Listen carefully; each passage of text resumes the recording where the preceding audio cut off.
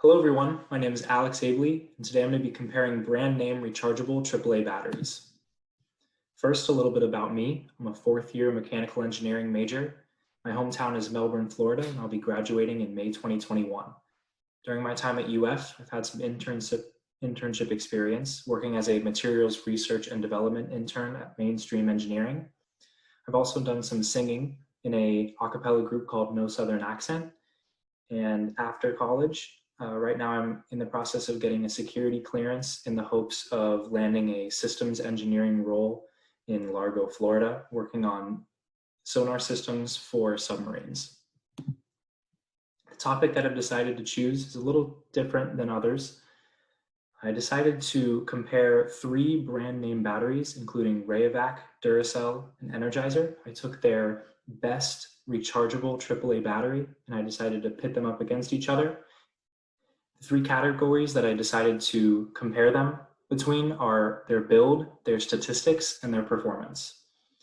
Now for build, I decided to look at both the size in terms of volume and weight, and also the electrode selection that the companies chose. For statistics, I wanted to look at the operating voltage of the batteries, the capacity, and the cost. And then I also decided to do a little bit of a DIY experiment to look at the charge times and discharge times that these batteries would have. So during the background research, I was able to get a lot of information from the company's websites. In terms of size, many of these batteries are very similar, with the Rayovac being a little bit lighter at 10 grams compared to 12 grams. The volumes are also comparably pretty similar, and even the voltage and the makeup of the electrodes are the same, with 1.2 volts being the operating voltage and nickel metal hydride being their electrodes. However, the main differences lie in the capacity and the average costs, as Duracell batteries ended up being the least costly at $11.66 on average, and the Rayovac ended up being the most costly at $13.39. Additionally, Energizer had only a 800 milliamp hour capacity compared to 900 milliamp hours of capacity with Rayovac and Duracell, which is strange because Energizer was not the least cost. Also, while looking at some of these companies' websites, I was actually able to find some curves like we've been looking at in class, which was pretty interesting. In this case, for Energizer, they provided a couple cell voltage versus hours of discharge curves. As we can see here, these are at 21 degrees Celsius, and at 1C, these discharge at about 1 hour. In the case of Duracell, they provided pretty similar charts as well as a fast charging chart to go along with these. And as expected in their builds, these also have pretty similar performances to the Energizer batteries. Now for Rayovac, they didn't really provide anything with voltage in their data sheets, but they provided the discharge capacity and cycle number curve for their AAA batteries at 20 degrees Celsius. Now, sadly, this is something I wasn't really able to test, as doing 800 cycles on a AAA battery would not really be possible within my means at the moment. But based on this curve, the information is still good, as it looks like the Rayovac AAA battery would be at about 0.65 amp hours for 300 cycles and then drop to around 0.4 amp hours for 700 cycles. Now onto the experimental portion. Other than the three types of batteries, I needed a battery charger and a way to discharge the batteries. And I chose a AA and AAA EBL battery charger for the charger and 4 9-centimeter flashlights as the discharger. For the charger, I chose one with 8 individual bays so I could charge the batteries quickly all together. I also chose one with 2000 milliamp max output so it could charge the batteries anywhere between 0.7 and 1.5 hours to full charge. That would allow me to do a lot of cycles.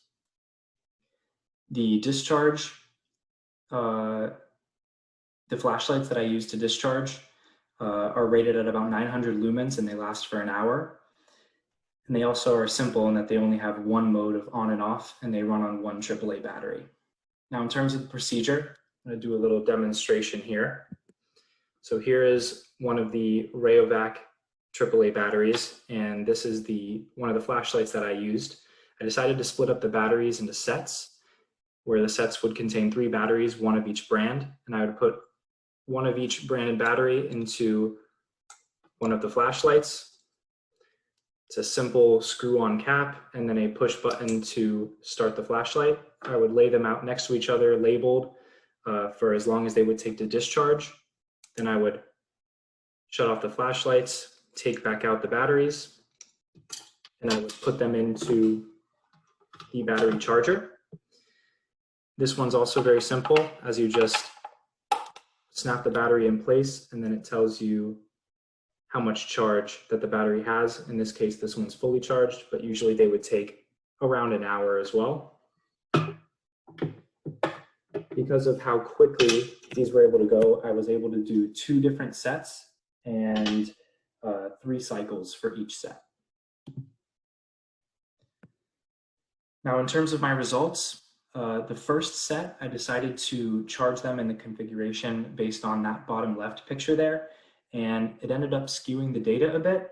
Strangely, the batteries that were closest to the middle, like the Duracell one is there, charged the fastest, and even when I rotated the batteries, whatever battery was in that position would charge faster than the rest. So sadly for set 1, the charging data is not as usable.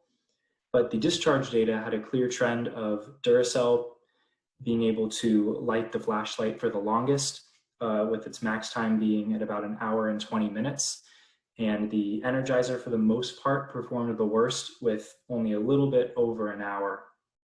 Set 2, I decided to switch up the configuration into a more separated configuration, and they were able to charge a lot faster.